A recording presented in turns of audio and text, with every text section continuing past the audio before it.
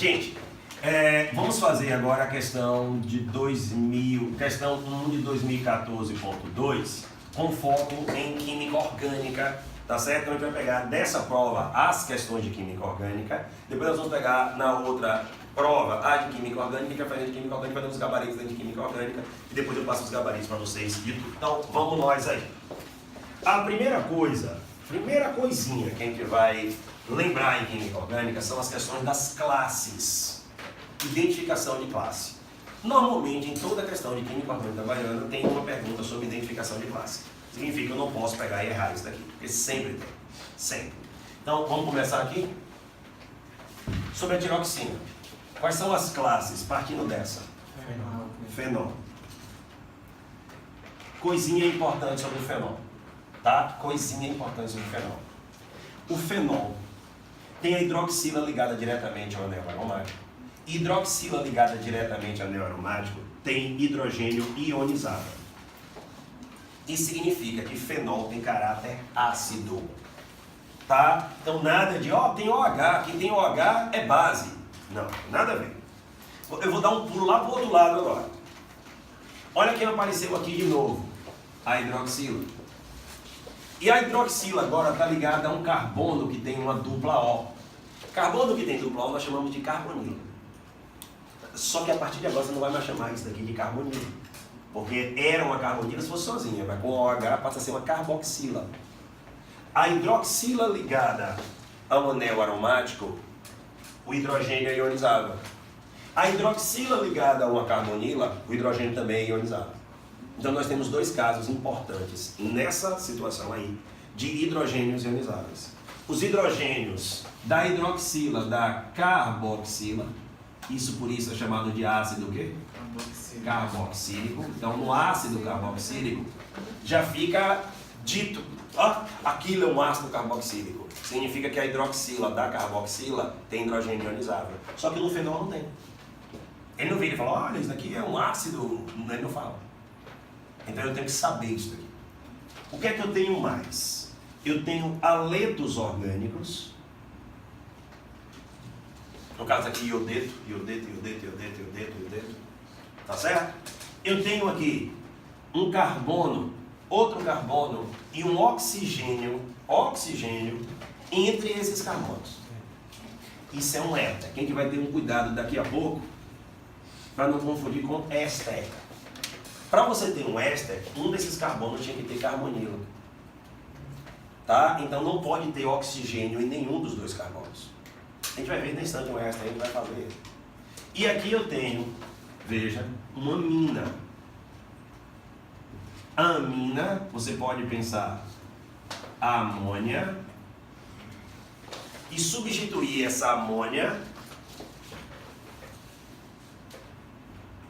em um hidrogênio. Aí você teria uma amônia, deixaria de ser amônia e passaria a ser amina.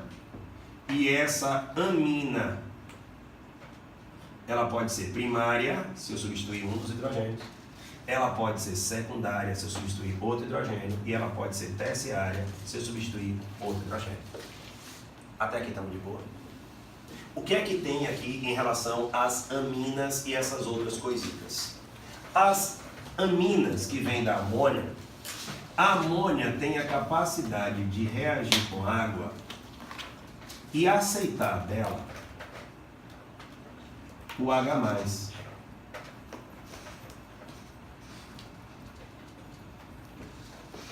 Significa então que a amônia tem características básicas. Como as aminas derivam da amônia somente pela substituição dos hidrogênios, ou seja, isso não tem nada a ver com o par de elétron não ligante, as aminas também vão ter caráter básico. Falei sobre as funções. Na prova da baiana, quando você pegar e observar esse tipo de notação aqui, ou então cunhas fechadas em algum ponto, se ele perguntar se esse carbono aqui está ligado a 4 grupos diferentes, o carbono está. Esse grupo é diferente desse, desse e desse. É o que nós chamamos de carbono quiral. Se ele perguntar Se tem algum carbono quiral na molécula, você não perde tempo. Vai logo nos pontos que tem essas coisinhas. Aí eu comecei a olhar aqui, mas o que olhar aqui? Que olhar aqui, você vai exatamente naqueles pontos que já são representados assim. A prova da Baiana ela é montada com imagens, na maioria das vezes, das moléculas orgânicas pegadas do Google. E o Google ele já faz a organização das moléculas, em 90% dos casos, mostrando o padrão da conformação que ele vai ter espacial. Então ele usa esse sistema de cunhas. Então quando o cara pega lá e joga aqui, ele já joga com o sistema espacial. Então já fica facinho para você pegar e procurar nos lugares onde você pode ter os carbonos quirais. Tá certo? Beleza? Então bora para a primeira mesmo, né, gente, que tem aí de orgânica. Vocês vão mais uma vez aí, lembrando? Entendi. Vocês vão aí para mim dar as letras, tá? A gente vai fazer. Tá fraca já? Pronto, aqui daí a gente vai cortar ali já, o outro já tá pronto pra gente pegar e trocar. Mas tá com 20, fraca de 20. Cadê o povo? Letra A. Não bora letra A, vai letra fraca. A massa de iodo presente em um mol de molécula de tiroxina é de 212 gramas. Um detalhe, a massa de iodo em um mol. Mol em gramas, tá vendo?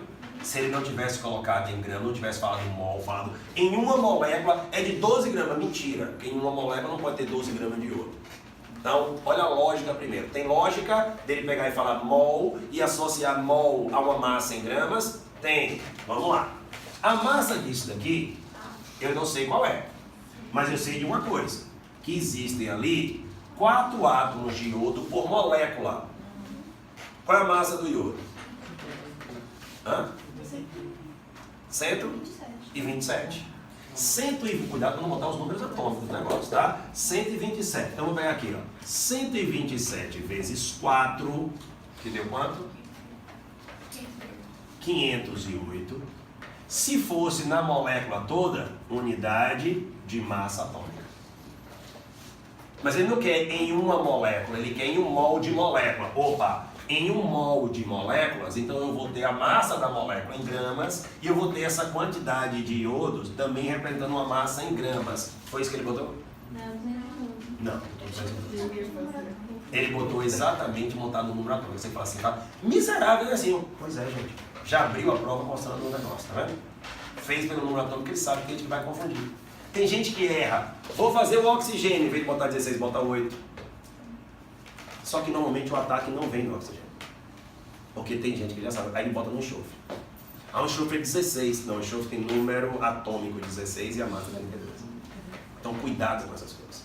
Tá? E esses elementos que de vez em quando aparecem é mais complicado. Porque o oxigênio já está de cor, já 16, 16, 16, 16, 16, 16. Mas quando você fala enxofre, enxofre é 16. Número atômico. Continua. Bateria, pronto. A tiroxina é constituída por grupos funcionais da classe dos ácidos carboxílicos dos fenóis e dos éteres. Perfeito? Ele tem... Agora vamos arrumar uma coisa.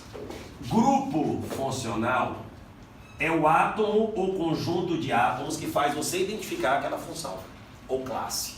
Então quando eu olhei para isso daqui, eu vi um átomo ou um conjunto de átomos que fizeram eu identificar isso como fenol. Quando eu olhei para isso daqui, eu vi um átomo que faz eu identificar isso como éter. Então, isso são os grupos funcionais. Fechou a ideia?